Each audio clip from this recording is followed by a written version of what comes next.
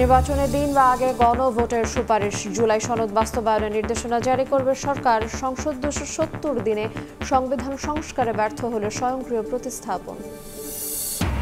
সরকারি নিয়োগ পরীক্ষায় ডিজিটাল জালিয়াতি। 17 ও 18 গ্রেডের চাকরিতেও প্রতারণার আশ্রয়। পাইয়ে দিতে 1 থেকে 3 লাখ টাকায় চুক্তি। হাতে নাতে আটক 18। ড্রাইভিং লাইসেন্স বিতরণে ধীর গতি। গ্রাহক ভোগান্তি চরমে। ভারতীয় কোম্পানির সঙ্গে চুক্তির মেয়াদ শেষ হলেও এখনও আটকা 7 লাখ। ব্যাকআপ কার্ডের সংকট সামলানোর চেষ্টা। ব্যাংক খাতে নতুন উদ্দীপনা। আবারও রক্ষাকারীর ভূমিকায় আমানতকারী। কেন্দ্রীয় ব্যাংকে নানা উদ্যোগে ফিরল 2 অঙ্কের ঘরে। গ্রাহকের স্বার্থ রক্ষার প্রতিশ্রুতি কারণ। এবং যুদ্ধবিরতি অমান্য করে গাজায় ভয়াবহ বোমা হামলা ইসরায়েলের। নিহত 18, আহত অর্ধশতাধিক। হামাসের বিরুদ্ধে যুদ্ধবিরতির শর্ত ভঙ্গের অভিযোগ।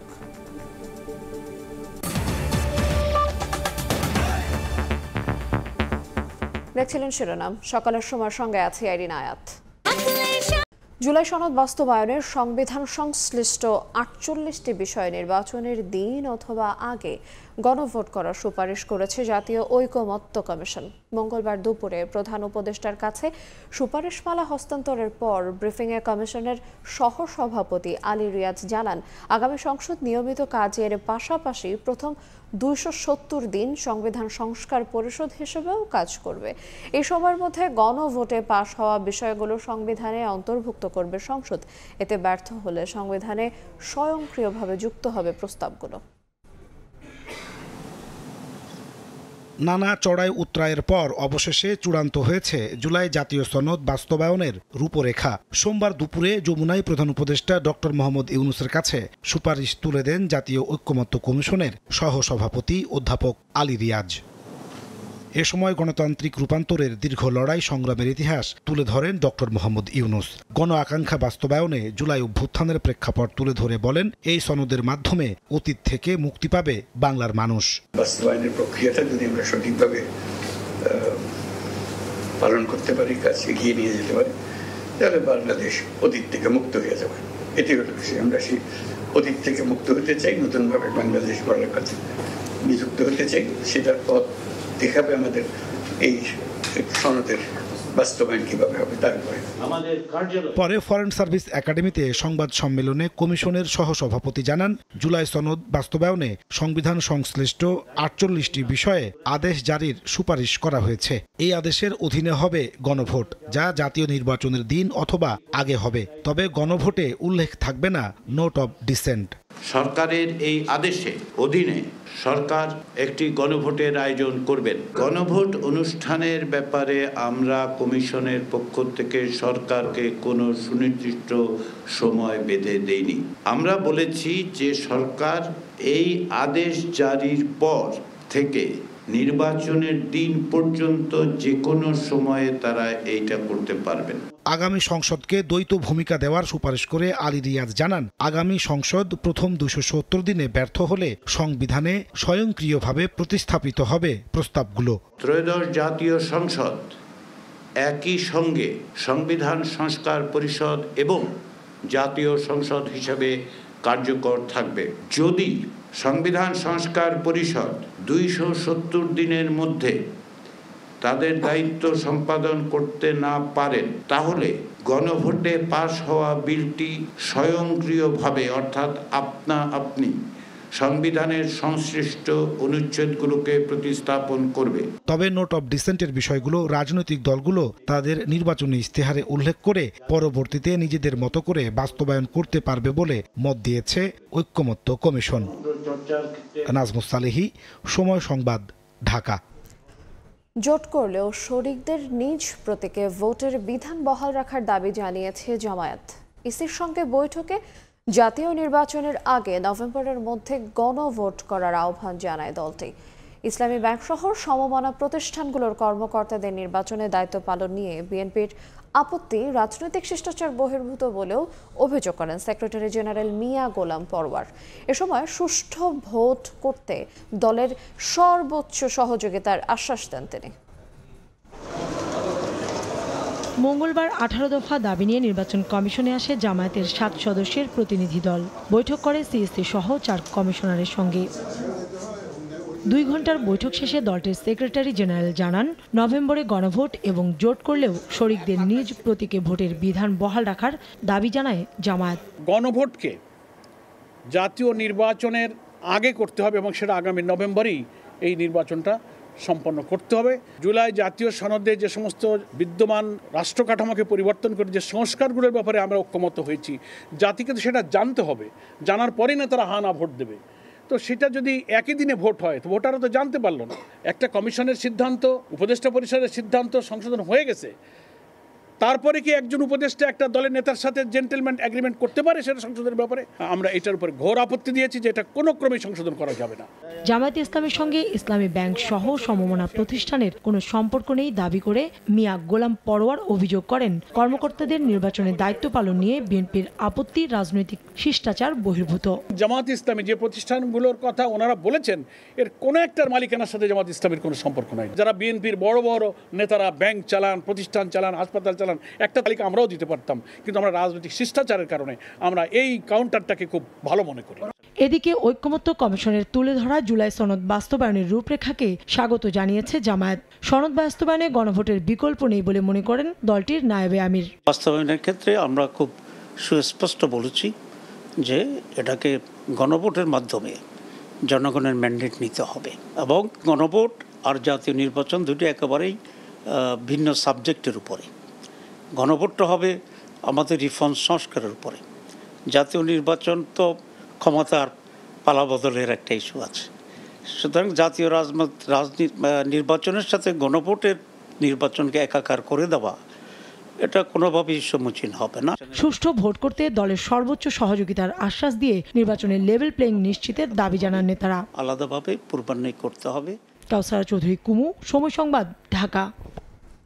নির্বাচনের আগে গণভোট আয়োজনের কোনো সুযোগ নেই বলে সাফ জানালো বিএনপি। দলটির নেতারা বলছেন, জাতীয় নির্বাচনের দিনই আলাদা ব্যালটে গণভোট হতে হবে। সুপারিশ বহির্ভূত বিষয় অন্তর্ভুক্ত করে নোট অফ ডিসেন্ট বাদ দিয়ে অনৈক্য তৈরি করছে ঐক্যমত্য কমিশন। অটোপাসের মতো করে সংবিধান সংশোধন হতে পারে না বলেও জানান নেতারা। দীর্ঘ ৮ মাসে আলোচনা আর তর্ক বিতর্কের পর প্রধান উপদেষ্টার কাছে সুপারিশ জমা জাতীয় ঐক্যমত্য কমিশনের। গণভোটের সময়সহ বিভিন্ন বিষয়ে কথা বলেন বিএনপি নেতারা। গুলশানে বিএনপির কার্যালয়ে কূটনৈতিক কর্মসূচি শেষে দলের স্থায়ী কমিটির সদস্য আমির খসরু মাহমুদ চৌধুরী বলেন, জাতীয় নির্বাচনের আগে গণভোট আয়োজনের কোনো সুযোগ নেই। বিএনপির অবস্থান পরিবর্তন করবে না বলে সাফ জানান তিনি। গণভোট আর নির্বাচন একই দিনে হবে, দুটো ব্যালটের মাধ্যমে। এটা দিনের আলোর মতো পরিষ্কার। নতুন করে এই সাবজেক্টকে সামনে আনার কোনো সুযোগ নাই। সেটা যেই বলুক, যারাই সেটা প্রতিবেদন দেখ, সেটা তাদের সমস্যা, এটা বিএনপির সমস্যা না। এই ব্যাপারে আলোচনার কোনো সুযোগ নাই। এটা বিএনপির প্রথম দিন থেকে অবস্থান, এখনও সেই অবস্থানের কোনো পরিবর্তন হয়নি, আগামী দিনেও সেটার কোনো পরিবর্তন হবে না। এদিকে সচিবালয় সংশোধিত আরপিও ইস্যুতে আইন উপদেষ্টার সঙ্গে বৈঠক করেন বিএনপি স্থায়ী কমিটির সদস্য সালাউদ্দিন আহমেদ। এ সময় আইন উপদেষ্টার কাছে এই বিষয়ে দলের পক্ষ থেকে চিঠি তুলে দেন সালাউদ্দিন আহমেদ, যেখানে বলা হয় জোট করলেও ভোট করতে হবে দলীয় প্রতীকে। আরপিওর 20 অনুচ্ছেদের এমন সংশোধনী গ্রহণযোগ্য নয় এবং বিএনপি এর সঙ্গে একমত নয় বলে চিঠিতে উল্লেখ করে 20 অনুচ্ছেদের পূর্বের বিধান বহাল রাখার বিষয়ে ব্যবস্থা গ্রহণের অনুরোধ জানায় বিএনপি। পরে সাংবাদিকদের সালাউদ্দিন আহমেদ জানান, পরীক্ষার অটোপাসের মতো করে সংবিধান সংশোধন হতে পারে না। সুপারিশ বহির্ভূত বিষয় অন্তর্ভুক্ত ও নোট অফ ডিসেন্ট বাদ দিয়ে অনৈক্য তৈরি করছে জাতীয় ঐক্যমত্য কমিশন। স্বাক্ষরিত সনদের বহির্ভূত পরামর্শ বা সুপারিশ বহির্ভূত অনেক আদেশের যে সংযুক্ত করা হয়েছে। বিস্ময়করভাবে আজকে যে সংযুক্তিগুলো দেয়া হলো সুপারিশ মালার সাথে, সেখানে এই নোট অফ ডিসেন্টের কোনো উল্লেখ নাই। তারা একটা টাইম লিমিট নির্ধারণ করে দিয়েছেন যে 270 দিন পঞ্জিকা দিন, মানে ক্যালেন্ডার ডেজ এর মধ্যে সংস্কার প্রস্তাবগুলো গৃহীত না হলে অটোমেটিক সেটা সংবিধানে সংযুক্ত হবে। এটা একটা হাস্যস্কর ব্যাপার। পরীক্ষায় ওঠো পাশের মতো কোনো বিষয় তো সংবিধানে থাকতে পারে না। আইনি ও সাংবিধানিক ভিত্তি বিবেচনায় সরকারের একটি সিদ্ধান্ত আসবে বলে প্রত্যাশা বিএনপির। তারা জাতীয় ঐক্যমত্য প্রতিষ্ঠার বদলে জাতীয় অনৈক্য প্রতিষ্ঠার একটা প্রচেষ্টা গ্রহণ করেছে। আদনান তুর্য, সময় সংবাদ, ঢাকা। জুলাই জাতীয় সনদ বাস্তবায়নে সুপারিশকে স্বাগত জানালেও ভাষাগত জটিলতা দেখছে এনসিপি। এ কারণে পর্যালোচনা করে বুধবারের মধ্যে সই করার ব্যাপারে সিদ্ধান্ত নেবে দলটি। রাজশাহীতে সাংবাদিকদের এই কথা জানান এনসিপির উত্তরাঞ্চলের মুখ্য সংগঠক সার্জিস আলম। দলটির আহ্বায়ক নাহিদ ইসলাম বলেন, জুলাই সনদ বাস্তবায়নের আদেশে সই করতে হবে প্রধান উপদেষ্টাকে। রাষ্ট্রপতি সই করলে তা সংবিধানের সঙ্গে সাংঘর্ষিক হবে। জাতীয় নির্বাচন সামনে রেখে রাজশাহী বিভাগের মহানগর ও জেলাগুলোতে আহ্বায়ক কমিটির নেতৃত্ব বাছাইয়ে যোগ দেন এনসিপির শীর্ষ নেতারা। জাতীয় নাগরিক পার্টি এনসিপি মঙ্গলবার বিকেলে নগরীর পর্যটন মোটেলে জুলাই সনদ নিয়ে গণমাধ্যমে কথা বলেন এনসিপির উত্তরাঞ্চলের মুখ্য সংগঠক সার্জিস আলম। গণভোটের বিষয়টিকে স্বাগত জানালেও বেশ কিছু বিষয় নিয়ে ভাষাগত অস্পষ্টতা রয়েছে বলে জানান তিনি। গণভোটের যে বিষয়টি যেটি বলা হয়েছে যে নির্বাচনের পূর্বে সুপারিশ করা হয়েছে, আমরা এনসিপি আমাদের জায়গা থেকে এই বিষয়টিকে পজিটিভভাবে দেখি। পুরোটা পরে যেটা দেখেছি, বেশ কিছু বিষয় আমাদের নিজেদের বুঝতে ভাষাগত অস্পষ্টতা আছে। আমরা এই বিষয়গুলো তাদের কাছে থেকে ক্লিয়ার হওয়ার চেষ্টা করব এবং যদি আমরা এখন পর্যন্ত যে সন্তোষজনক অবস্থান সেটা যদি ওই ভাষাগত অবস্থানে আমরা পাই, তাহলে আমরা খুব দ্রুত সিদ্ধান্ত নিয়ে 2-3 দিনের মধ্যে আমরা জানাবো যে কবে আমরা এটা স্বাক্ষরের দিকে যেতে পারি। এর আগে দুপুরে দলটির আহ্বায়ক নাহিদ ইসলাম বলেন, জুলাই সনদ বাস্তবায়নের আদেশে রাষ্ট্রপতি নয়, প্রধান উপদেষ্টাকে সই করতে হবে। বিদ্যমান সংবিধানের অধীনে এই ধরনের সাংবিধানিক আদেশ দেওয়ার কোনো সুযোগ নাই এবং এই ধরনের সাংবিধানিক আদেশ বর্তমান যে প্রেসিডেন্ট আছেন চুপ্পু, তিনি কখনো এটা দিতে পারেন না। তার দেওয়াটা বৈধ হবে না, জনগণের কাছে বিশ্বাসযোগ্য, গ্রহণযোগ্য হবে না। ফলে ডক্টর মোহাম্মদ ইউনূস জুলাই গণ অভ্যুত্থানের বৈধতার জায়গা থেকে এই আদেশটি জারি করবেন। সংস্কারের বিপক্ষে কেউ দাঁড়ায় বা ইতিহাসে দায়ভার রয়েছে এমন রাজনৈতিক দলের সঙ্গে এনসিপির জোট হওয়ার সম্ভাবনা নেই বলেও জানান নাহিদ ইসলাম। আমরা সেটা চাই না। মওদুদ রানা, সময় সংবাদ, রাজশাহী। সরকারি বিভিন্ন নিয়োগ পরীক্ষায় প্রশ্ন ফাঁস নিয়ন্ত্রণ করা গেলেও ঠেকানো যাচ্ছে না ডিজিটাল জালিয়াতি ও প্রক্সি। 17 ও 18 গ্রেডের পরীক্ষাতেও একাধিক সংঘবদ্ধ চক্র স্পাই কমিউনিকেশন ডিভাইসের সাহায্যে জালিয়াতির আশ্রয় নিচ্ছে। ডিজিটাল জালিয়াতির মাধ্যমে চাকরি পাইয়ে দিতে চক্রটি নিচ্ছে 1 থেকে 3 লাখ টাকা। সম্প্রতি মাদকদ্রব্য নিয়ন্ত্রণ অধিদপ্তর ডিএনসির সিপাহী ও ওয়্যারলেস অপারেটর পদের নিয়োগ পরীক্ষায় জালিয়াতি করতে এসে হাতে নাতে ধরা পড়েছেন 18 জন, যারা ঢাকা বিশ্ববিদ্যালয় সহ বিভিন্ন স্বনামধন্য প্রতিষ্ঠানের সাবেক ও বর্তমান শিক্ষার্থী। ডিএনসির মহাপরিচালক বলছে, তিনি 3 স্তরের চেকিং ও গোয়েন্দা নজরদারির কারণে আটকা পড়েছে এই চক্রটি। এই চক্রের মূল হোতা সহ বাকিদের ধরতে গোয়েন্দা নজরদারি বৃদ্ধি করা হচ্ছে।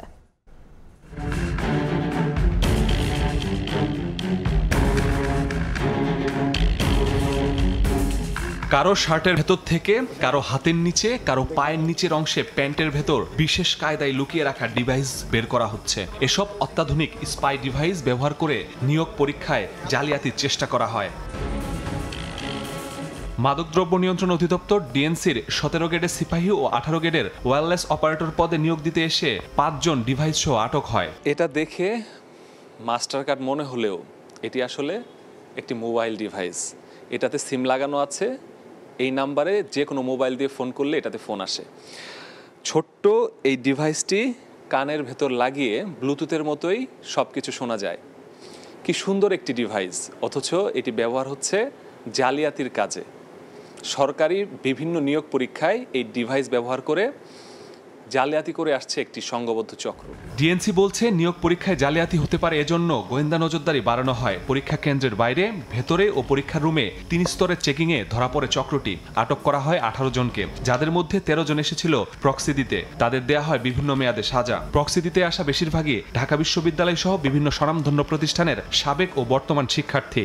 এই ধরনের স্পাই ডিভাইস সাধারণত দেশে সাধারণ মানুষের কাছে থাকে না, কিন্তু আমাদের সজাগ টিম তাদের ডিটেক্ট করে এবং সেখানে দায়িত্বপ্রাপ্ত আমাদের যে ডিএনসির নির্বাহী ম্যাজিস্ট্রেট মহোদয় ছিলেন, তিনি সংশ্লিষ্ট আইনে বিধি মোতাবেক 18 জনকে বিভিন্ন মেয়াদে কারাদণ্ড এবং আইনানুগ প্রসেস সম্পন্ন করেন। ডিএনসি জানিয়েছে, সংঘবদ্ধ চক্র 17 ও 18 গ্রেডের চাকরিতে 50,000 থেকে 3 লাখ টাকা চুক্তিতে ডিভাইসের মাধ্যমে নিয়োগ প্রত্যাশীদের চাকরি পাইয়ে দেওয়ার চেষ্টা করে। যাচাই বাছাই করেছি, কেউ কেউ ছিল তারা হ্যাবিচুয়াল অফেন্ডার, অর্থাৎ তারা দীর্ঘদিন ধরে প্রক্সি পরীক্ষা দিয়ে যাচ্ছিল। বেশ কয়েকটি পরীক্ষায় তারা একইভাবে এই কাজগুলো করে এসেছেন। আমরা রেপ্লিকেশন পাইনি, একই ব্যক্তিকে দুইবার ধরতে পারিনি, তবে এর আগে যখন এই ক্ষেত্রে প্রিলিমিনারি পরীক্ষা হচ্ছিল তখন আমরা 5 জনকে ডিটেক্ট করেছিলাম এবং তাদেরকে বিভিন্ন মেয়াদে সাজা দিই। জব্দ করা ডিভাইসগুলোর নম্বর থেকে চক্রের মূল হোতাসহ বাকিদের আটকের চেষ্টা করছে ডিএনসি। স্বচ্ছতা, নিরপেক্ষতা এবং ন্যায্যতার একটি প্রমাণ উপস্থাপন করেছে। মাসুদুর রহমান, সময় সংবাদ, ঢাকা। নির্ধারিত সময়ে লাইসেন্স সরবরাহ না করায় দিন বেড়েই চলেছে গ্রাহক ভোগান্তি। লাইসেন্স না পাওয়ায় ভিসা বাতিলের সংখ্যায় দিন গুনছেন অনেক কর্মী। এদিকে ভারতীয় প্রতিষ্ঠান মাদ্রাজ সিকিউরিটি প্রিন্টার্স এমএসপির সঙ্গে চুক্তি শেষ হবার পর নতুন প্রতিষ্ঠান খুঁজছে বিআরটিএ। দরপত্রে অংশ নেওয়া 10টি প্রতিষ্ঠানের মধ্যে যোগ্য প্রতিষ্ঠান বাছাইয়ে কাজ চলছে বলে জানান বিআরটিএ চেয়ারম্যান। অগ্রাধিকার দেয়া হবে দেশীয় প্রতিষ্ঠানকে। নতুন লাইসেন্স ছাপানোর দিনক্ষণ না জানলেও ব্যাকআপ কার্ডে সংকট সামাল দেওয়ার চেষ্টা চলছে বলেও জানান তিনি। শরীফ রুবেলের তোলা ছবিতে সাইফুল রুদ্রর 3 পর্বের ধারাবাহিকের আজ দেখুন তৃতীয় ও শেষ পর্ব। 2 দফায় টেন্ডারের পর 2020 সালের জুলাইয়ে স্মার্ট ড্রাইভিং লাইসেন্স সরবরাহের দায়িত্ব পায় মাদ্রাজ সিকিউরিটি প্রিন্টার্স এমএসপি। 120 কোটি টাকার চুক্তিতে 2025 সালের জুনের মধ্যে 40 লাখ কার্ড সরবরাহের কথা ছিল প্রতিষ্ঠানটির। বিআরটিএ সূত্র বলছে, নানা কারণ দেখিয়ে মাদ্রাজ সিকিউরিটি প্রিন্টার্স চুক্তির বাইরে আরও 2 বছর বাড়তি সময় চাইলে রাজি হয়নি বিআরটিএ কর্তৃপক্ষ। গেল 5 বছরে 33 লাখ আবেদন জমা পড়লেও লাইসেন্স পেয়েছেন 26 লাখ গ্রাহক। অর্থাৎ চুক্তির মেয়াদ শেষে এখনও আটকে আছে 7 লাখ লাইসেন্স। লাইসেন্স না পাওয়ায় ভিসা বাতিলের শঙ্কায় রয়েছেন বিদেশে ড্রাইভিং ভিসায় আবেদনকারী ও চাকরিরতদের অনেকে। এই কপি পেয়েছি, ওটা দিয়ে আপাতত চলা যায়, কিন্তু আপনার বিদেশ যাওয়ার জন্য স্মার্ট কার্ড প্রয়োজন, ওইটা আমি এখনো পাচ্ছি না। স্মার্ট কার্ড না হলে ভিসা হবে না আমার। স্মার্ট কার্ড ছাড়া এখন ভিসা ওকালা হইতেছে না, সেটির সমস্যা। এখন ওরা কিছু বলতে আসে না। এখন আমাদের মেডিকেল, এই বিএমইটি এগুলোর মেয়াদ আছে 3 মাস, অলরেডি আমার 1.5 মাস হয়ে গেছে, এখন আর আছে 1.5 মাস। এর ভিতরে যদি না পাই তাহলে তো আমার এই ভিসা এটা কোনো কাজ হবে না, যাইতে পারবো না। সড়কে ট্রাফিক পুলিশের জেরা ও আইনি জটিলতা এড়াতে সাময়িক সময়ের জন্য লাইসেন্সের প্রিন্ট কপি সঙ্গে রাখার পরামর্শ বিআরটিএর। এমএসপিপিএল তারা মাদ্রাজ থেকে কন্ট্রোল করত, তারা কিন্তু সার্ভার ডাউন করে দিয়েছিল। আমরা সোর্স কোডগুলো রিকভার করেছি এবং আমরা কিন্তু একটা স্টেজে চলে গেছি। এখন আমরা অ্যাডভার্টাইজমেন্টও করেছি, আমরা বাইরে কোম্পানিকে অ্যালাউ করিনি। অন্যদিকে বিদেশগামী অতি জরুরি বা বিশেষ চাহিদা বিবেচনায় প্রমাণ যাচাই সাপেক্ষে অনেককেই স্মার্ট কার্ড দেয়া হচ্ছে উল্লেখ করে বিআরটিএ চেয়ারম্যান জানান, ব্যাকআপ হিসেবে 15 লাখ কার্ড হাতে রেখেছে বিআরটিএ। আশা করছি যে আমরা নিজেরাই সক্ষম হব যে কার্ডগুলো প্রিন্ট করতে। আমাদের কিছু কার্ড কিন্তু রয়েছে, ইমার্জেন্সি যারা বিদেশে যাবে তারা আবেদন করলে আমরা তাদেরকে কিন্তু ওই স্মার্ট কার্ডগুলো দিচ্ছি, যে আমরা ইন্টিগ্রেশন করব যাতে আমাদের বিভিন্ন এমবাসি যারা আছে তাদের সাথে তারা যাতে আমাদের থেকে সার্ভিসটা যথাযথভাবে পেতে পারে। অন্তর্বর্তীকালীন সরকার ক্ষমতায় এসে ড্রাইভিং লাইসেন্সের স্মার্ট কার্ডের পরিবর্তে স্ট্যান্ডার্ড পলিভিনাইল ক্লোরাইড কার্ড চালুর সিদ্ধান্ত নেয়। ভুক্তভোগীরা বলছেন, বৈধ স্মার্ট কার্ড ছাড়া সরকারি, বেসরকারি ও বিদেশগামীদের কর্মসংস্থানের সুযোগ বাধাগ্রস্ত হয়। সাইফুল রুদ্র, সময় সংবাদ, ঢাকা। চট্টগ্রামের হালিশহর সেনানিবাসে অনুষ্ঠিত হচ্ছে আর্টিলারি রেজিমেন্ট ও আর্মি এয়ার ডিফেন্স কোরের নতুন কর্নেল কমান্ড্যান্ট অভিষেক অনুষ্ঠান। সেখানে আছেন রিপোর্টার ফেরদৌস লিপি। সরাসরি যাচ্ছি তার কাছে।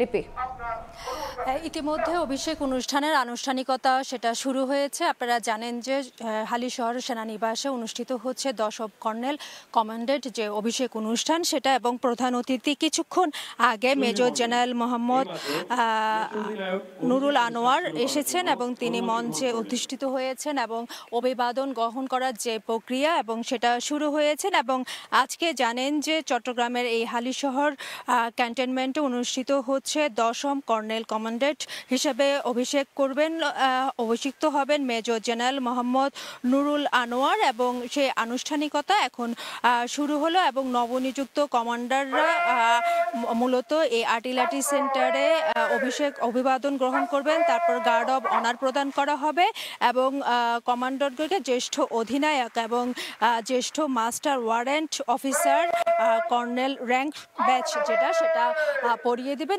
ইতিমধ্যে যে আনুষ্ঠানিকতা এবং যারা অনুষ্ঠানের অতিথি তারা এসেছেন এবং সেই আনুষ্ঠানিকতা চলছে এবং এই আনুষ্ঠানিকতা শেষে খুব সংক্ষিপ্ত কিছু আনুষ্ঠানিকতা আছে। সেটা হচ্ছে এখানে মুক্তিযুদ্ধে আর্টিলারির যে 118 জন বীর শহীদ আছে তাদের প্রতি শ্রদ্ধা জানাবেন এবং স্বাগত বক্তব্য দিবেন দরবারে। এবং আপনারা দেখতে পাচ্ছেন যে অভিবাদনের আনুষ্ঠানিকতা সেখানে চলছে এবং যিনি প্রধান অতিথি তিনি সেই অভিবাদন গ্রহণ করছেন এবং ইতিমধ্যে এই যে হালিশহর সেনানিবাসে সেই অনুষ্ঠান হচ্ছে এবং আপনারা জানেন যে এই নতুন যে সেনানিবাসের যে আর্টিলারি রেজিমেন্টে আর্মি এয়ার ডিফেন্সের নতুন যে কর্নেল কমান্ডেন্ট অভিষেক অনুষ্ঠান এটা আনুষ্ঠানিকতা শুরু হয় এবং প্রথম যে কর্নেল কমান্ডেন্ট হিসাবে অভিষিক্ত ছিলেন মেজর জেনারেল মোহাম্মদ আবু বকর সিদ্দিকী এবং আজকে 10ম যে কর্নেল কমান্ডেন্ট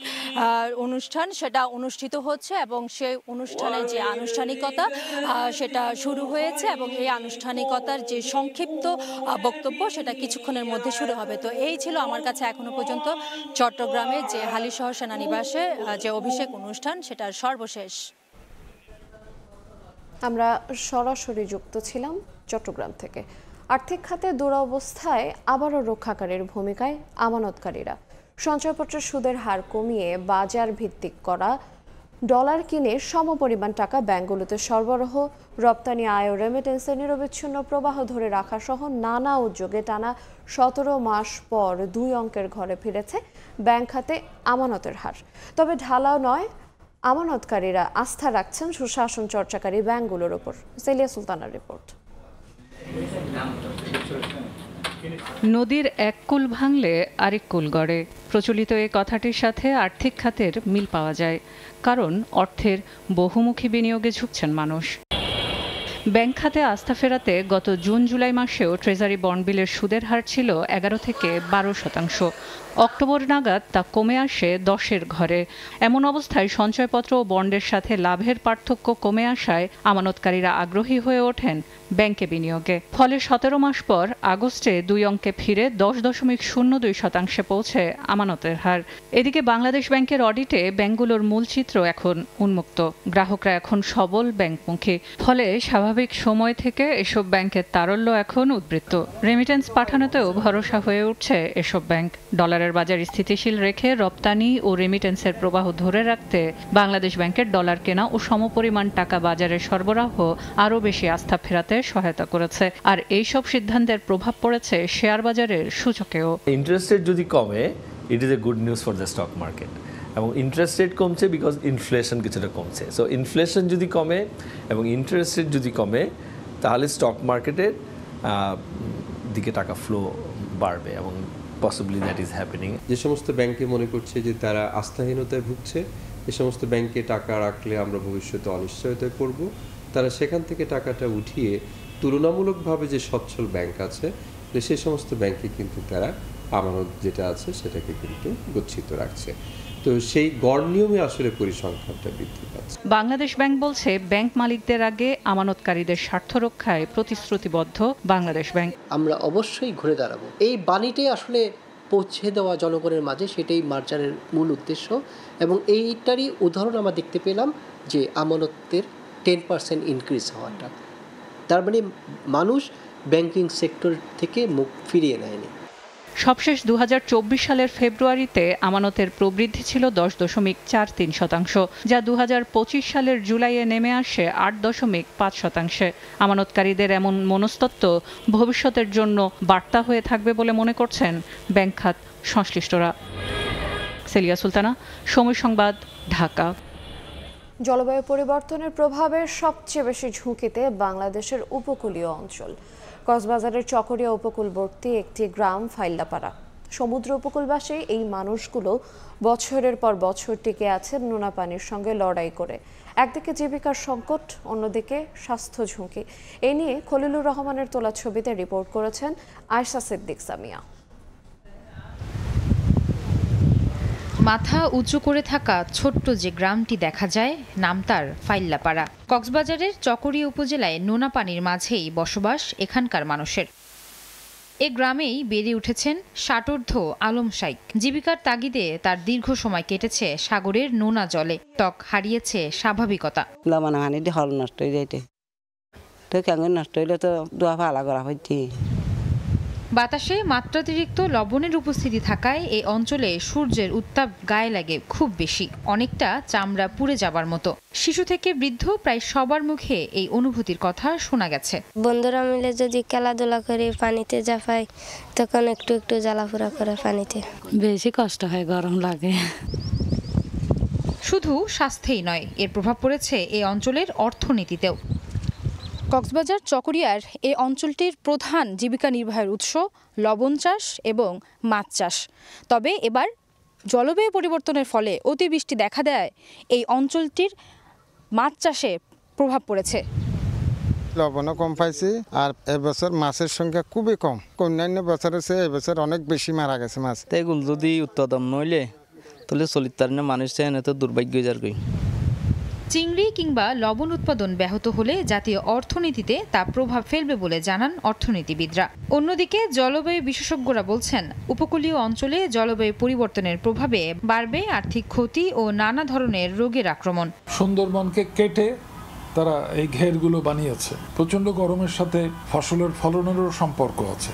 রোগবালাই বাড়বে, পোকামাকড় বাড়বে, ভেক্টর বর্ন ডিজিজ বাড়বে, ডেঙ্গু বাড়বে, ম্যালেরিয়া বাড়বে। আনএক্সপেক্টেড জিনিসের জন্য প্রস্তুত থাকতে হবে। উপকূলীয় এলাকা থেকে যে চিংড়ি উৎপাদিত হয় সেটা আমরা বিদেশে রপ্তানি করি, কাঁকড়া বিদেশে রপ্তানি করি। অন্যদিকে যে লবণ উৎপাদিত হয় সেটা দিয়ে আমাদের দেশের চাহিদা মিটে। কিন্তু যখন ক্ষতিগ্রস্ত হয় তখন আমাদের যে বিদেশের রপ্তানি সেটা ক্ষতিগ্রস্ত হয় এবং তাতে বিদেশের আয় কমে যায়। বিশ্লেষকরা বলছেন, প্রয়োজনীয় উদ্যোগ না নিলে উপকূল ঘেঁষা এই মানুষগুলোর জীবন জীবিকা হুমকির মুখে পড়বে। আয়েশা সিদ্দিক সামিয়া, সময় সংবাদ, চকরিয়া, কক্সবাজার। ডিজিটাল যুগে নাগরিক সেবা ঘরে ঘরে পৌঁছে দেওয়ার কথা বলা হলেও রাজশাহীতে জন্ম নিবন্ধনের মতো মৌলিক সেবা নিতে গিয়ে চরম ভোগান্তিতে পড়ছেন বাসিন্দারা। রেজিস্ট্রেশন, সংশোধন কিংবা নবায়নের কাজে ঘন্টার পর ঘন্টা অপেক্ষা করতে হচ্ছে তাদের। কর্তৃপক্ষ বলছে, লোকবল ও প্রযুক্তিগত ঘাটতির পাশাপাশি সার্ভার ডাউন থাকায় বিলম্ব হচ্ছে সেবায়। হাবিবুর রহমান পাপ্পুর ছবিতে আলতাফ হোসাইনের রিপোর্ট। রাজশাহী সিটি কর্পোরেশনের একটি ওয়ার্ড অফিসে কাগজপত্র হাতে সকাল থেকেই অপেক্ষা মানুষের। কারো হাতে শিশুর জন্ম সনদ আবেদন ফর্ম, কেউ এসেছেন পুরানো নিবন্ধনের ভুল সংশোধন বা নবায়নের জন্য। তাদের অভিযোগ, অনলাইনে আবেদন করেও একাধিকবার হাজির হতে হয় অফিসে। অপেক্ষায় কাটে ঘন্টার পর ঘন্টা। এমন ভোগান্তির চিত্র সিটি কর্পোরেশনের সব ওয়ার্ডেই। আরও কতদিন যে এই কাগজ ঠিক করার জন্য ঘুরতে হবে তারও ঠিক নাই। তাড়াতাড়ি হওয়ার দরকার, স্কুলে লাগে ছেলেদের, তো কোনো সময় স্কুলে তাড়াতাড়ি চায়, তখন দেওয়া যায় না, লেট হয়ে যায়, সমস্যা হয়। ওখানে গেলে বলে রিসিভ করে নাই, রিসিভ না করলে তার আমাদের করার কিছু নাই। ডিজিটালটা এখন লাগবে, তো এখন যদি 15 দিন সময় লাগে তো আমাকে একটু ভোগান্তিতে ভুগতে হবে। নাগরিকদের এমন দুর্ভোগের কারণ হিসেবে জনবল সংকট, সার্ভার জটিলতা এবং আবেদনকারীদের তথ্যগত ভুলকে দায়ী করছেন সংশ্লিষ্টরা। তাদের দাবি, জেলা প্রশাসকের কার্যালয় থেকে যাচাই বাছাই ও ছোটখাটো অসঙ্গতির কারণে বাতিল করায় অতিরিক্ত সময় লেগে যায়। অফিসের জিনিসপত্রের স্বল্পতা, যেটা আমরা বারে বারে সিটি কর্পোরেশনে এখন 5ই আগস্টের পরে বারে বারে অ্যাপ্লিকেশন করা সত্ত্বেও 2 মাস 3 মাস কেন এই তারপর থেকে এখনো পর্যন্ত আমরা কিছু পাইনি। আমাদের যেটা রাজশাহী জেলা প্রশাসকের কার্যালয় মানে ডিডিএল যে শাখা আছে সেখান থেকে প্রায় মোটামুটি আপনার 1 মাস 1.5 মাস এরকম সময় লেগে যায় তাদের কাট ছাড়তে। বেশিরভাগই সার্ভার থাকে না, সার্ভার ডাউন, বেশিরভাগই সার্ভার ডাউন। আর পরের অজুহাত হচ্ছে যেগুলো সেকেন্ড কপি আপনার সেটা হচ্ছে ডিসি অফিসে পাঠায়, ওরা ঢিলে করে দেয়। এদিকে জেলা প্রশাসনের স্থানীয় সরকার শাখা বলছে, সার্ভার সমস্যার বিষয়টি ঊর্ধ্বতন কর্তৃপক্ষকে অবহিত করা হয়েছে। নাগরিকদের তথ্য ও প্রমাণ সঠিকভাবে জমা দিলে সেবা প্রক্রিয়া আরও সহজ হবে। হয়তো একটা সময় বাফারিং হতে থাকে, তারপর 2-3 বার চেষ্টায় আমরা এন্ট্রি করতে পারি। তো এটা একটা কমন প্রবলেম, এটা নিয়ে আমরা রেজিস্ট্রার জেনারেল মহোদয়ের অফিসকে অবগত করেছি। সংকট কাটিয়ে দ্রুত ও স্বচ্ছ সেবা নিশ্চিত করার তাগিদ নগরবাসীর। আলতাফ হোসাইন, সময় সংবাদ, রাজশাহী। শয্যা ও চিকিৎসক সংকটে রাজশাহী মেডিকেল কলেজ হাসপাতালে কাঙ্ক্ষিত সেবা পাচ্ছেন না রোগীরা। অভিযোগ রয়েছে পর্যাপ্ত সরকারি ওষুধ না পাওয়ারও। এই অবস্থায় সেবা দিতে গিয়ে হিমশিম খাচ্ছেন চিকিৎসকরা। বিষয়টি স্বীকার করে ঊর্ধ্বতন কর্তৃপক্ষকে সংকট উত্তরণের জন্য তাগিদ দেওয়া হয়েছে বলে জানান হাসপাতালের দায়িত্বশীলরা। হাবিবুর রহমান পাপুর তোলা ছবিতে বিস্তারিত জানাচ্ছেন সাইফুর রহমান রকি। 1958 সালে প্রতিষ্ঠিত রাজশাহী মেডিকেল কলেজ হাসপাতালের শয্যা সংখ্যা 1200। সরকারি এই হাসপাতালটিতে বহির্বিভাগ ও 58টি বিভাগে প্রতিদিন গড়ে 6500 রোগী হাসপাতালে চিকিৎসা নেয়। ফলে অধিকাংশ রোগীর ঠাঁই হয় ওয়ার্ডগুলোর মেঝেতে। শয্যা সংকটের কারণে চলাচলের পথ ও সিঁড়িতে অবস্থান করছেন অনেক রোগী ও তাদের স্বজন। ভুক্তভোগীদের অভিযোগ, হাসপাতালে ভর্তির পর ঘন্টার পর ঘন্টা পড়ে থাকলেও বিশেষজ্ঞ চিকিৎসকের দেখা মেলে না। প্রতিটি ওয়ার্ডে একজন বা দুজন ইন্টার্ন চিকিৎসক ও নার্স দিয়ে চলছে চিকিৎসা সেবার কাজ। চিকিৎসক ও ওষুধ সংকট সহ নানা সীমাবদ্ধতার কারণে কাঙ্ক্ষিত সেবা পাচ্ছেন না বলে অভিযোগ রোগীদের। ডাক্তার ছিল না, মাত্র আপনাদের দেখে ডাক্তার ঢুকলো, এতক্ষণ তো ডাক্তার ছিল না। অবহেলা, কোনো গুরুত্ব নেই, এরকম একটা অবস্থা। প্রচুর রোগীর চাপ, ওয়ার্ডে না ধরে তো আমি ওই রাস্তায় ছিলাম। আগের মতো না নাই চিকিৎসা, বুঝলেন। সকালে একজন আসছিল ভোর 6টায়, ইন্টার্নিং ডাক্তার একটা ইনজেকশন দিয়ে গেছে, তাও ডেকে নিয়ে আসছি। হাসপাতালে কর্মরত চিকিৎসক ও নার্সরা জানান, ধারণ ক্ষমতার চেয়েও কয়েক গুণ বেশি রোগী ওয়ার্ডগুলোতে চিকিৎসা নিচ্ছে। এতে হিমশিম অবস্থা তাদের। রোগীর পরিমাণ এতই বেশি, আমরা লোক সংখ্যা কম, এর মাঝেই পড়ছি। 500 থেকে 600 সার্জিক্যাল পেশেন্ট আছে পার ডে। আমরা ডক্টর আছি এখানে, আমি আবাসিক সার্জন সহ 3 জন মেডিকেল অফিসার। আমরা অবশ্যই হিমশিম খাই এই রোগীগুলোর মানে সার্জিক্যাল কেয়ার নিশ্চয়তা দিতে। এদিকে অবকাঠামো উন্নয়ন, চিকিৎসক ও নার্স সংকটের বিষয়ে যথাযথ কর্তৃপক্ষকে ব্যবস্থা নেয়ার জন্য তাগিদ দেওয়া হয়েছে বলে জানান হাসপাতালের সহকারী পরিচালক। এই বিশাল জনগোষ্ঠীর সেবা দেওয়ার জন্য আমাদের যে জনবল সে খুব অপ্রতুল রয়েছে। এই বিষয়ে আমরা প্রতিনিয়ত আমাদের ঊর্ধ্বতন কর্তৃপক্ষকে চিঠির মাধ্যমে জানানো হয়, যাতে এই বিষয়গুলো সুরা হয়। যদি এটা সুরা হয়ে থাকে তাহলে আমাদের সেবার মান অনেকাংশেই উন্নতি হবে আশা করি। রাজশাহী মেডিকেল কলেজ হাসপাতালে বর্তমানে চিকিৎসক আছেন 280 জন, ইন্টার্ন চিকিৎসক 220 ও নার্স রয়েছেন 1200 জন। সাইফুর রহমান রকি, সময় সংবাদ, রাজশাহী। পাবনায় ইছামতি নদী খননের স্তূপ করে রাখা মাটি হরিলুটের অভিযোগ উঠেছে স্থানীয় প্রভাবশালীদের বিরুদ্ধে। প্রকাশ্যে দিবালোকে এমন কর্মকাণ্ড ঘটলেও প্রশাসনের নীরবতায় ক্ষুব্ধ স্থানীয়রা। দ্রুত প্রশাসনের হস্তক্ষেপ কামনা করে একাধিকবার সংবাদ সম্মেলন ও মানববন্ধন করেছেন স্থানীয়রা। নিয়ম বহির্ভূত কাজ করলে দ্রুত ব্যবস্থা নেওয়ার আশ্বাস পানি উন্নয়ন বোর্ডের। সবুজ মোল্লার রিপোর্ট। পাবনায় মসজিদ মাদ্রাসায় মাটি দেওয়ার নামে ইছামতি নদীর সরকারি মাটি হরিলুটের মহা কর্মযজ্ঞে মেতেছেন স্থানীয় প্রভাবশালীরা। ইছামতি নদীর তীরবর্তী বেশ কয়েকটি এলাকায় প্রকাশ্যে দিবালোকে ড্রাম ট্রাকের মাধ্যমে সরকারি মাটি কেটে অন্যত্র বিক্রি করা হচ্ছে। স্থানীয়দের অভিযোগ, মসজিদ মাদ্রাসায় বিনামূল্যে মাটি দেওয়ার নামে অবৈধ কর্মকাণ্ডের সঙ্গে স্থানীয় কিছু প্রভাবশালী জড়িত। প্রকাশ্যে এমন কর্মকাণ্ড ঘটলেও প্রশাসনের নীরবতায় ক্ষুব্ধ স্থানীয়রা। এতে সরকার কোটি টাকার রাজস্ব হারাচ্ছে। 10 টাকা নিয়ে দেশে মাদ্রাসা মসজিদে 2 টাকা, আর 7 টাকাই 8 টাকাই চলে যাচ্ছে বাইরে। এটা তো আমরা মানে নিতে পারি না। এটা সঠিক বিচার আমরা তদন্ত করে সঠিক বিচারের আমরা দাবি করতেছি। প্রত্যেকটা ড্রাইভার এরকম মাটি বেচতেছে, বা প্রত্যেকটা ম্যানেজার হলেও মাটির দালালরা বসে বসে রয়েছে। ওই ধরনের লোক আছে, আমি বলে থুইছিলাম যে আমাকে একটা মাটি দিয়েন, তাই দিয়ে। তবে নিয়ম মেনে মাটি অন্যত্র নেওয়ার দাবি অভিযুক্তদের। কোনো বিক্রি হচ্ছে না এখানে, এটা জাস্ট আমাদের মাটি হচ্ছে সরকারি মাটি। আমরা গাড়িটা ভরে ওখানে পৌঁছা দেবো, তার কাছ থেকে আমরা 1500 টাকা করে নিছি, আমরা 50 টাকা করে আমরা বাঁচতেছে। নিয়ম বহির্ভূত কাজ করলে দ্রুত ব্যবস্থা নেওয়ার আশ্বাস পানি উন্নয়ন বোর্ডের। জনস্বার্থমূলক কাজের জন্য যে আমরা এটা দিয়েছি সেই কাজেই এটা ব্যবহৃত হবে। অন্য জায়গায় কেউ যদি এটা নিতে চায় এবং এটা যদি সেকেন্ড টাইম ডিভিটেশন হয়, তাহলে আমরা এটা হয়তো তার ইয়েটাই আমরা ক্যান্সেল করে দেবো আর কি। 2024 সালে 1554 কোটি টাকা ব্যয়ে ইছামতি নদীর 110 কিলোমিটার খননের কার্যক্রম শুরু হয়। সবুজ মোল্লা, সময় সংবাদ, পাবনা। বগুড়ার 2টি কলেজের শিক্ষক 32 জন আর শিক্ষার্থী মাত্র 12 জন। এরপরও এবছর এইচএসসি পরীক্ষায় কোনো শিক্ষার্থী পাশ করতে পারেনি। এমনকি কলেজ দুটি নাম সর্বস্ব অস্তিত্ব পেয়েছে।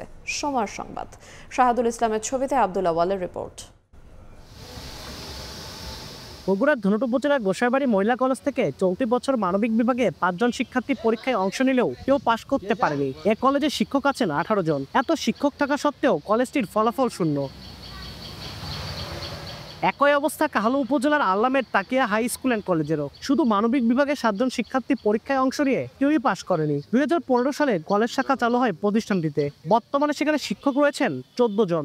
স্থানীয়দের অভিযোগ, ভবন দেখিয়ে নামমাত্র কার্যক্রম চালিয়ে যাচ্ছে কলেজগুলো। আর শিক্ষকদের দাবি, রাষ্ট্রীয় কোনো পৃষ্ঠপোষকতা না থাকায় গুণগত মান ধরে রাখতে পারছেন না তারা। এখানে সেই সকল শিক্ষার্থীদেরকেই মূলত সুযোগ দেওয়া হয় বা সুযোগ পায় তারা হচ্ছে যে প্রায় যাদের কর্মহীন থাকে, যারা প্রায় 10 বছর হচ্ছে আমি এই প্রতিষ্ঠানে চাকরি করতেছি। শুরুতে আমাদের প্রতিষ্ঠান অনেক ভালো ছিল, এখানে প্রায় 64 জন স্টুডেন্ট ছিল। যে শিক্ষার্থীগুলো ম্যাট্রিক পরীক্ষা দিয়েই কর্মে চলে যায়, ওরা আর লেখাপড়ায় ফিরে আসে না। আমরা এই ধরনের শিক্ষার্থীদেরকে নিয়ে আসার চেষ্টা করি শর্ত সাপেক্ষে। মানে তারা প্রথমেই শর্ত দেয় যে না, আমরা লেখাপড়া করব না, আমরা এখন কাজ করব। শিক্ষা প্রতিষ্ঠানগুলোর বিরুদ্ধে তদন্ত সাপেক্ষে ব্যবস্থা নেওয়ার আশ্বাস শিক্ষা কর্মকর্তার। কেন যে স্কুলে কলেজে আসতেছে না, লেখাপড়া মনোযোগ হইতেছে না, ক্লাসমুখী হইতেছে না, শিক্ষকরা ক্লাসমুখী পড়াতেছে না। শিক্ষকের একটা দায়িত্ব, একটা ইথিক, একটা তাদের ব্রত যে ক্লাসে প্রাণবন্ত হয়ে পড়াবে। 1999 সালে ধুনটের গোসাইবাড়ি মহিলা কলেজ প্রতিষ্ঠিত হয়। আব্দুল আওয়াল, সময় সংবাদ, বগুড়া। 1.5 বছর আগে নাটোর নার্সিং ইনস্টিটিউট হস্তান্তর হলেও এখনও শুরু হয়নি শিক্ষা কার্যক্রম। প্রতিষ্ঠানটি চালু না হওয়ায় শিক্ষার্থীদের অন্য জেলায় পড়তে যেতে হয়। এতে খরচ বাড়ছে অভিভাবকদের। স্থানীয় স্বাস্থ্য বিভাগ বলছে, প্রতিষ্ঠানটি চালু হলে স্বাস্থ্য খাতে অগ্রগতি হবে, তবে নতুন করে অর্থ বরাদ্দ না পাওয়ায় অধ্যক্ষ ও স্টাফ কোয়ার্টার নির্মাণ কাজ সম্পন্ন হয়নি। এ কারণে চালু করা সম্ভব হচ্ছে না এই প্রতিষ্ঠানটি। আল মামুনের পাঠানো তথ্য এবং রকুনুজ্জামানের ছবিতে রিপোর্ট। স্বাস্থ্য খাতের নার্সিং পেশায় দক্ষ জনবল সৃষ্টির লক্ষ্যে 2024 সালের 14 জুন নাটোর নার্সিং ইনস্টিটিউটের একাডেমিক ভবন ও শিক্ষার্থীদের হোস্টেল হস্তান্তর করা হয় নাটোর সদর হাসপাতালের কর্মরত সিনিয়র 3 নার্সের কাছে। হস্তান্তরের পর থেকে 5 তলা বিশিষ্ট 2টি ভবন তালাবদ্ধ অবস্থায় পড়ে আছে। দীর্ঘদিন পড়ে থাকায় ভবনগুলোতে জমেছে ধুলার স্তর। সদর হাসপাতালের সিনিয়র নার্সদের কাছে হস্তান্তর করা হলেও শিক্ষা কার্যক্রমের কোনো উদ্যোগ নেয়নি মন্ত্রণালয়। প্রতিষ্ঠানটি চালুর দাবি স্থানীয়দের। প্রচুর ছাত্রছাত্রী ভর্তি হওয়ার সুযোগ আছে, কিন্তু এখনো পর্যন্ত এটা চালু হয় নাই। জিনিসপাতি আসবাবপত্রগুলি নষ্ট হয়ে যাচ্ছে এবং ওই যে প্লাস্টার করছে রংগুলো নষ্ট হয়ে যাচ্ছে। রাজশাহী, বগুড়া, রংপুর বিভিন্ন জায়গায় যায়। যদি এটা এখানে চালু হয় তাহলে আমাদের খরচ অনেকটা বেঁচে যায়। প্রায় 14 কোটি টাকা ব্যয়ে একাডেমিক ভবন ও শিক্ষার্থীদের হোস্টেল নির্মাণ করা হয়। আর অধ্যক্ষ ভবন ও স্টাফদের ভবন সহ অন্যান্য কাজের জন্য 10 কোটি টাকার প্রকল্প নেওয়া হয়। তবে স্বাস্থ্য প্রকৌশল অধিদপ্তর বলছে, নতুন করে অর্থ বরাদ্দ না পাওয়ায় অধ্যক্ষ ও স্টাফ কোয়ার্টার নির্মাণ কাজ বন্ধ রয়েছে। কাজ শেষ না হওয়ায় প্রতিষ্ঠানটি চালু করা সম্ভব হচ্ছে না। এদিকে প্রতিষ্ঠানটি চালু করতে মন্ত্রণালয়ে যোগাযোগ অব্যাহত রাখার কথা জানান সিভিল সার্জন।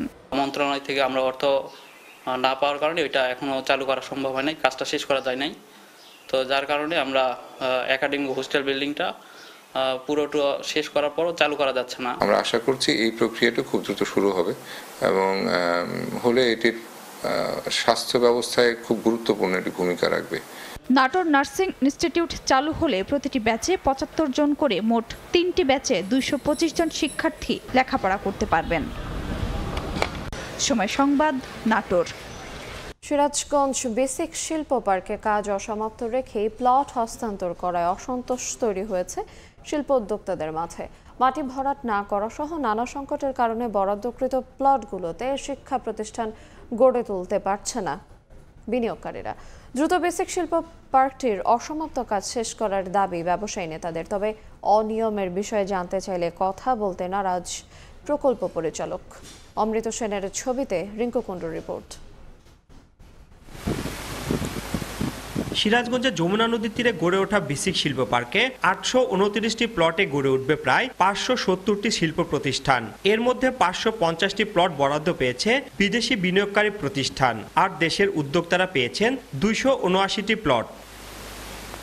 তবে নিম্নমানের সামগ্রী দিয়ে রাস্তা নির্মাণ, পানির সংকট, অসম্পূর্ণ ড্রেনেজ ব্যবস্থা ও মাটি ভরাট অসমাপ্ত রেখে হস্তান্তর করা হয়েছে প্লটগুলো। ফলে বরাদ্দর পরও শিল্প প্রতিষ্ঠান স্থাপন করতে পারছেন না উদ্যোক্তারা।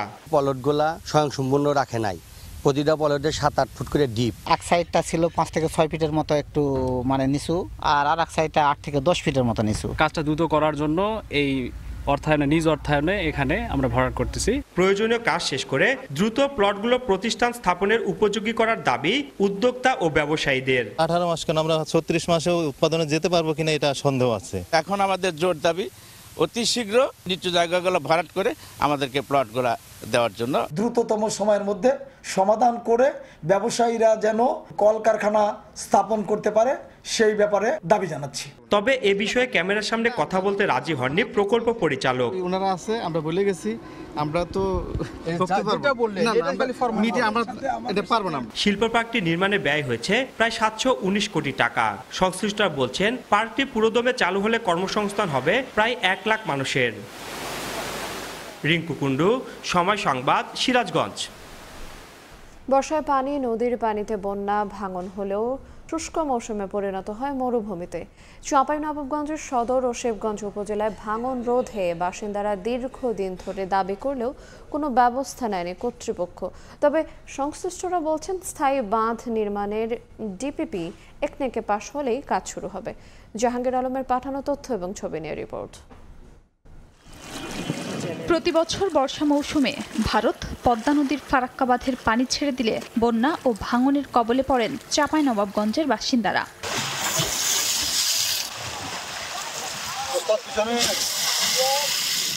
বসতবাড়ি ও ফসলি জমি হারিয়ে সদর ও শিবগঞ্জ উপজেলার হাজারো পরিবার এরই মধ্যে নিঃস্ব হয়েছেন। বিলীন হয়েছে মসজিদ, মাদ্রাসা, শিক্ষা প্রতিষ্ঠান ও সরকারি বেসরকারি বিভিন্ন স্থাপনা। বাসিন্দাদের অভিযোগ, বর্ষায় পদ্মার প্লাবন ভাঙন থাকলেও শুষ্ক মৌসুমে পরিণত হয় মরুভূমিতে। দীর্ঘদিন ধরে ভাঙন রোধে টেকসই বেড়িবাঁধ নির্মাণের দাবি করা হলেও কোনো ব্যবস্থা নেয়নি কর্তৃপক্ষ। সবগুলা মরুভূমি হয়ে গেল, কেটে কেটে সব শেষ। আমার জমি আর নাই, কোনো পথ নেই, কোনটা বাড়ি ঘর করবো, কোনো জমি জমা নাই, সব নাই। আপনার নদী সকুস্তি হয়ে গেলাম। ভাঙার পর মনে করলেন বাড়ি ভেঙে লেকে 18 কে বরিন কে দিনাজপুর পালিয়েছে। 2 বছর 3 বছর বলছে যে হ্যাঁ নদী বাঁধিয়ে দিব করছে। আর কিছু নেই, আমাকে অসহায় কিছু নেই। এবারে সরকারকে অনুরোধ করছি আমরা বাঁধটা যেন চাই আমরা। সংশ্লিষ্টরা বলছেন স্থায়ী বাঁধ নির্মাণের ডিপিপি বর্তমানে পরিকল্পনা কমিশনে রয়েছে। একনেকে পাশ হলে আগামী বর্ষা মৌসুমের আগে কাজ শুরুর আশা কর্মকর্তাদের। ফসল রক্ষার জন্য, মানুষের ঘরবাড়ি রক্ষার জন্য, বিশেষ করে বাংলাদেশের ভূখণ্ড রক্ষার জন্য আমাদের যে স্থায়ী বেড়িবাঁধ দরকার, তার পক্ষ থেকে আমরা উপজেলা প্রশাসন চেষ্টা চালিয়ে যাচ্ছি। আশা করছি খুব শীঘ্রই প্রকল্পটি অনুমোদন হবে। অনুমোদন হলে পরে চাঁপাইনবাবগঞ্জের শিবগঞ্জ এবং সদরের যে সমস্ত এলাকায় নদী ভাঙন আছে সেই সমস্ত এলাকা নদী ভাঙন থেকে স্থায়ীভাবে রক্ষা পাবে। চাঁপাইনবাবগঞ্জে পদ্মা নদীর দৈর্ঘ্য প্রায় 34 কিলোমিটার। সময় সংবাদ, চাঁপাইনবাবগঞ্জ। এবার দেশের বাইরের খবর। যুদ্ধবিরতি লঙ্ঘন করে গাজায় আবারও ভয়াবহ সামরিক অভিযান চালিয়েছে ইসরায়েল। মঙ্গলবারের হামলায় অন্তত 18 ফিলিস্তিনি নিহত ও 50 জন আহত হয়েছেন। একযোগে গাজা সিটির সাবরা পাড়া থেকে খান ইউনিস পর্যন্ত বোমা বর্ষণ করে দখলদারি বাহিনী। এর আগে হামাসের বিরুদ্ধে যুদ্ধবিরতির লঙ্ঘনের অভিযোগ এনে উপত্যকায় পুনরায় হামলা শুরুর নির্দেশ দেন ইসরায়েলের প্রধানমন্ত্রী বেনিয়ামিন নেতানিয়াহু। হামলার পরও যুদ্ধবিরতি টিকে আছে বলে মন্তব্য করেছে যুক্তরাষ্ট্র। আবারও আর্তনাদ আর আহাজারিতে ভারী হয়ে উঠেছে গাজার চারপাশ। স্থানীয় সময় মঙ্গলবার চলমান যুদ্ধবিরতি লঙ্ঘন করেই আকাশপথে জোরদার হামলা চালায় ইসরায়েল। গাজা সিটির সাবরা এলাকায় একটি বাড়ি লক্ষ্য করে হামলা চালানো হয়। পশ্চিম তীরের শরণার্থী শিবিরেও হামলা হয় আল শিফা হাসপাতালের আশপাশে। কামান থেকে গোলা ছোড়া হয় দের আল বালা এলাকার বিভিন্ন স্থানে। এতে বেশ কয়েকজন নিহত হয়েছেন, আহত হয়েছেন আরও অনেকে। হামলার কিছুক্ষণ আগেই রাফা সীমান্তে ইসরায়েলি বাহিনীকে লক্ষ্য করে ফিলিস্তিনের স্বাধীনতাকামী সংগঠন হামাস হামলা চালিয়েছে বলে অভিযোগ করেন ইসরায়েলের প্রধানমন্ত্রী বেনিয়ামিন নেতানিয়াহু।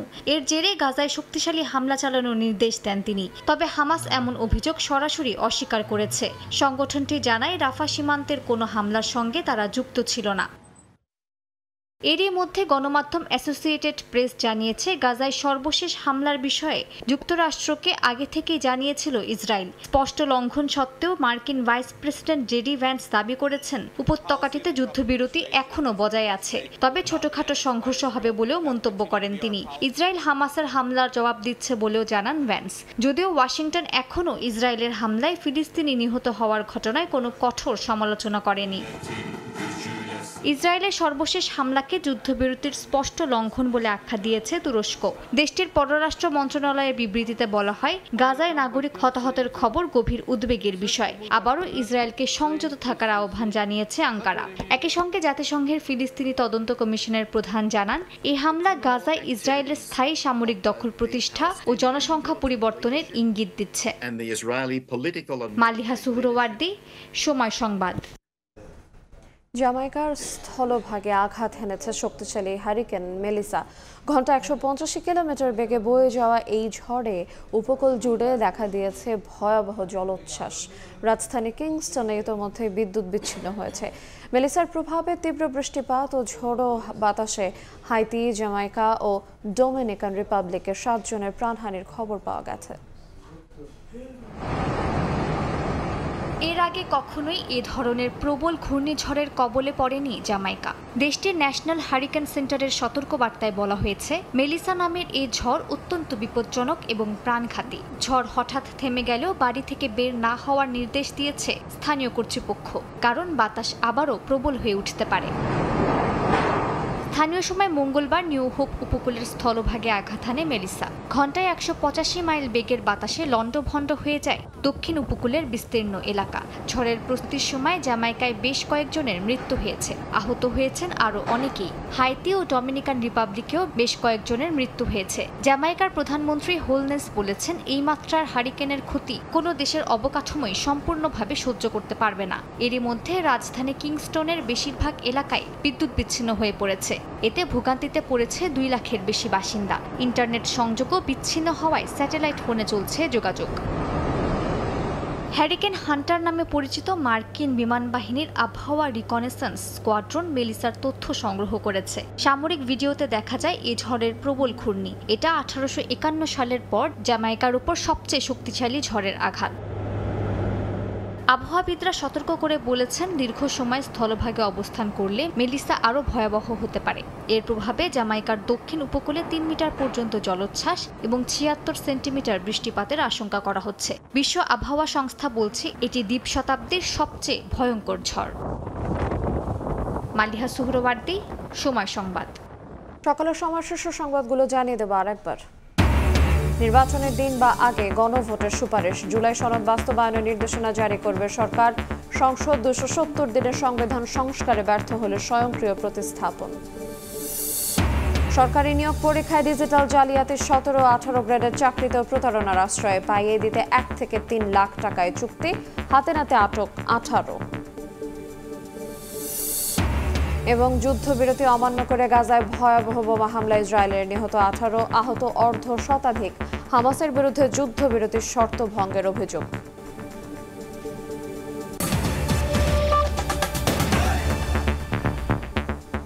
এই ছিল সকালের সময়। আন্তর্জাতিক সময়ের সঙ্গে থাকবেন সহকর্মী মনির হোসেন। ধন্যবাদ আয়াত আপনাকে। আন্তর্জাতিক সময় নিয়ে আসছে কিছুক্ষণ পর, সঙ্গে থাকুন সময়ের।